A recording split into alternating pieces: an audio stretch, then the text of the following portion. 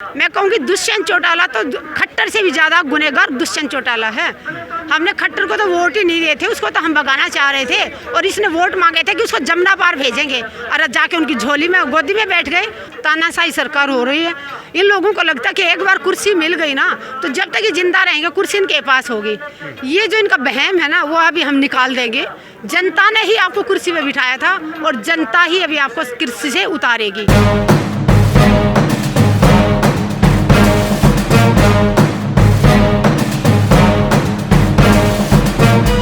नमस्कार, मैं विवेक कुमार, आप देख रहे हैं द नेशन टाइम्स। और हमारे साथ एक ऐसी शख्सियत है जो जब से किसान आंदोलन शुरू हुआ है तब से वो टिकरी बॉर्डर पर बनी हुई हैं और तमाम जो आंदोलन किसान कर रहे हैं वहाँ पर इनकी उपस्थिति होती है और इनके ज़ोरदार भाषण से कहीं ना कहीं सरकार जो है हिली हुई भी नज़र आती है। मैम, सबसे पहले जो अपना परिचय है वो हमारे तमाम दर्शकों को। मेरा नाम सुदेश गोयत है, wife of major Ajmer Singh Goyat, Sheesar Kharbala Hisar district से हूँ मैं। आप अभी मौजूदा समय में आंदोलन को किस नज़रिए से देख रही हैं, कहाँ देख रही हैं इस आंदोलन? ये देखिए, हमारे किसान है ना, मैं कहूँगी कि 70 सालों में पहली बार किसान अपने हक के लिए खड़ा हुआ है। जितने भी लाखों की संख्या में बॉर्डरों पे हमारे किसान डटे हुए हैं, उन्होंने सब इन पार्टियों को अपने गाँव में छोड़ दिया, जाति धर्म को गाँव में छोड़ दिया, क्षेत्र को गाँव में छोड़ दिया। वहाँ पे सिर्फ और सिर्फ किसान बन के वहाँ खड़ा हुआ है। और यही हमारी जो एकता है, हमारा जो अनुशासन है, वो हमारी सबसे बड़ी ताकत है। और हमारी एकता और हमारी अनुशासन से सरकार अंदर हिली हुई है। उसके चलते सरकार हमारे आंदोलन को कमजोर करने के लिए तरह तरह के हथकंडे अपना रही है। कभी बीच में खट्टर साहब SYL का मुद्दा उठा के लाए ताकि हरियाणा पंजाब के भाई अलग अलग हो जाएं। कभी अपने जो पालतू कुत्तों से, मैं ये कहूँगी खट्टर साहब हो या मोदी हो, अपने पालतू कुत्तों से हमारे आंदोलन के लिए अपशब्द कहलाए जाते हैं। कभी बोलते हैं कि वो लोग फालतू बैठे हुए हैं जो बॉर्डरों पे बैठे हैं, कभी हमें बोला जाता है ये शराबी बैठे हुए हैं, कभी हमें आतंकवादी बोला जाता है, कभी खालिस्तानी बोला जाता है। मैं ये कहूँगी कि सरकार आपने जितना जोर लगाना लगा लें, आंदोलन अभी किसान जाग चुका है। अब किसान किसी भी आपके भकाई में आने वाला नहीं है। और किसान जब तक तीनों कानून सरकार आप वापस नहीं ले लेती, किसान घर वापस नहीं जाएगा। आज यहाँ डिप्टी CM आने वाले थे हरियाणा के और काफ़ी बड़ा आंदोलन देखने को मिल रहा है। क्या लगता है जो आज विरोध देखने को मिला है, इसको देख क्या कुछ कहना चाहिए? भाई, मैं कह रही हूँ कि आक्रोश है कि लोगों को सहन शक्ति की एक सीमा होती है। मैं यही कहूँगी सरकार से, सहन शक्ति की एक सीमा होती है। ऐसा ना हो प्रधानमंत्री जी, हल चलाने वाले हाथों को आप हथियार उठाने पे मजबूर ना करें।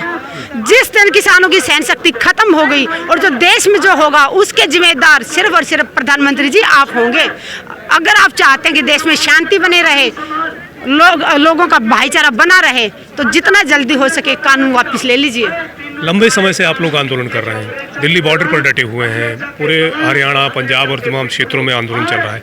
इस सरकार सुन नहीं रही है। सरकार बहुत घमंडी हो गई है, तानाशाही सरकार हो रही है। इन लोगों को लगता है कि एक बार कुर्सी मिल गई ना तो जब तक ये जिंदा रहेंगे कुर्सी इनके पास होगी। ये जो इनका बहम है ना वो अभी हम निकाल देंगे। जनता ने ही आपको कुर्सी में बिठाया था और जनता ही अभी आपको कुर्सी से उतारेगी। और दुष्यंत चौटाला, मैं कहूँगी दुष्यंत चौटाला तो खट्टर से भी ज़्यादा गुनहगार दुष्यंत चौटाला है। हमने खट्टर को तो वोट ही नहीं दिए थे, उसको तो हम भगाना चाह रहे थे और इसने वोट मांगे थे कि उसको जमुना पार भेजेंगे और जाके उनकी झोली में गोदी में बैठ गए। और आज वो बकवास कर रहा, कल क्या बयान दे रहे थे कि पंजाब पुलिस थी उसने ऐसा कर दिया, हमारे हरियाणा में होता तो ये होता। अगर तुझे हिम्मत है ना दुष्यंत चौटाला तो इस रास्ते से आके दिखा। तेरे फूफे खड़े हैं उरे और तेरी बुआ भी खड़ी हैं, आके दिखा। तेरे में हिम्मत है तो तू किसानों का सामना करके दिखा दे। कायर है तू। अगर तू आज यहाँ से नहीं आया ना तो हम मान लेंगे, सारा हरियाणा मान लेगा कि दुष्यंत चौटाला ने किसानों से हार मान ली, किसानों से डर गया है। बार बार ये आरोप लगाए जाते हैं कि कहीं ना कहीं आंदोलन जो है विपक्ष की तरफ से कांग्रेस और दूसरी पार्टियों से प्रेरित है। क्या मैं ये समझ में नहीं आ रहा। हमारे देश की हमारे मोदी जी भी बोलते हैं, जो 5 साल से जंतर मंतर में फौजी बैठे हैं 1 रैंक 1 पेंशन के लिए, उनके ऊपर भी आरोप लगा कि कांग्रेस ने बिठा रखे हैं।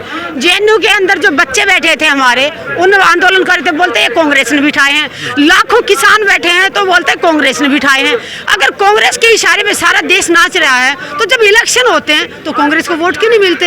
अगर कांग्रेस की इतनी चलती है तो कांग्रेस पावर में क्यों नहीं है? ये सरकार झूठों की है। झूठ बोलने के सिवा इनके पास कुछ है नहीं। नेशनल चैनल सारे के सारे बिके हुए हैं, दल्ले बने हुए हैं। और मैं मीडिया के भाइयों को बताना चाहती हूँ जो नेशनल चैनलों पे बैठे हैं, अरे तो जो तुम पैसा कमा रहे हो ना, आने वाले समय में तुम्हारे बच्चों को, तुम्हारी औलाद को लोग बताए क्या कहेंगे, अगर तुम उसकी देशद्रोही की औलाद हो, कायर की औलाद हो, जो थोड़े से पैसों के लिए तुम देश की जनता को धोखा दे रहे हो, सच्चाई नहीं दिखा रहे। आज अंदाता 4 महीने से सड़कों में बैठा, वो नहीं दिखा रहे। तुम दिखाते हो कि किसान तो बादाम खा रहे हैं, अरे किसान यहाँ खुले में बैठा तपती धूप में, वो तुम्हें नजर नहीं आता।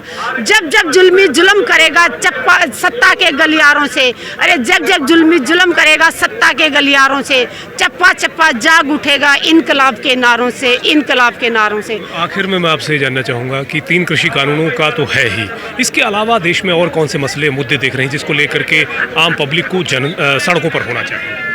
सबसे पहला मैं बेरोजगारी की बात करूंगी। हमारे बेरोजगारी जो प्रधानमंत्री जी ने कहा था 2 करोड़ नौकरियां देंगे, प्रधानमंत्री जी ने अपने राज्य में नौकरियां छीनी हैं, किसी को दी नहीं। दूसरा मुझे चिंता इस बात की हो रही कि हरियाणा में 1000 से भी ऊपर ज़्यादा सरकारी स्कूलों को बंद किया जा रहा है। मैं मानती हूँ कि सरकारी स्कूलों के हालात ठीक नहीं है, तो उनमें सुधार करना चाहिए। अगर सारे सरकारी स्कूल बंद हो जाएंगे तो गरीब आदमी है, मजदूर का बच्चा है, वो प्राइवेट स्कूल की फीस नहीं दे पाएगा, और सरकारी स्कूल बंद हो जाए तो गरीब का बच्चा तो अनपढ़ रह जाएगा। तो ऐसे गंदे लोग जहाँ बैठे वो उनसे हम कहेंगे ये बेटियों की रक्षा करेंगे। माताओं बहनों के उसकी सुरक्षा की बात होनी चाहिए, स्वास्थ्य की बात होनी चाहिए। जहाँ जहाँ हमारे धरने चल रहे हैं सरकार ने इतनी भी हमारी मदद नहीं की। जहाँ हमारा हक बनता है कि हम अपने हकों की आवाज़ उठाएं तो सरकार की ड्यूटी बनती है वहाँ पीने के पानी का प्रबंध किया जाए, टॉयलेट बाथरूम का किया जाए, मेडिकल सुविधा दी जाए। लेकिन नहीं, प्रधानमंत्री जी ने हमारी नेट सेवाएँ बंद करी, हमारा पीने का पानी रोका। हमारे भाइयों, मैं ये कहूँगी कि प्रधानमंत्री जी के हाथ में होती ना जो हवा आ रही है ना किसानों की तरफ, मोदी जी के हाथ में हो तो इस हवा को भी ना आने दें किसानों की तरफ। लेकिन किसान जाग चुका है, जब तक कानून नहीं वापिस होंगे हम घर वापस नहीं जाएंगे। बहुत शुक्रिया मैम। Thank you.